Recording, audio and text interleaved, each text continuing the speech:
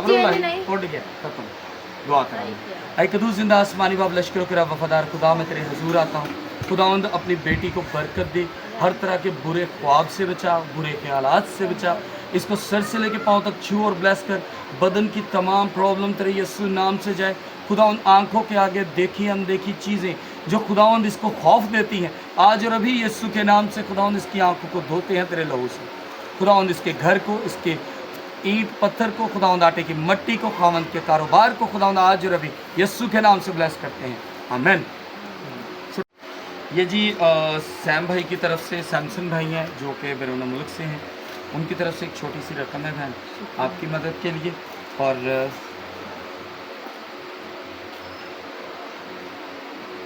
और ये एक छोटा सा गिफ्ट भाई की तरफ से आपके लिए, ठीक है। और अपनी दुआओं में भाई को याद रखिएगा ताकि खुदावंद उनको आपके लिए और इस्तेमाल करे और आपकी ज़िंदगी में भी खुदावंद अच्छा थैंक यू भाई, खुदावंद बरकत दे, बहुत साथ है।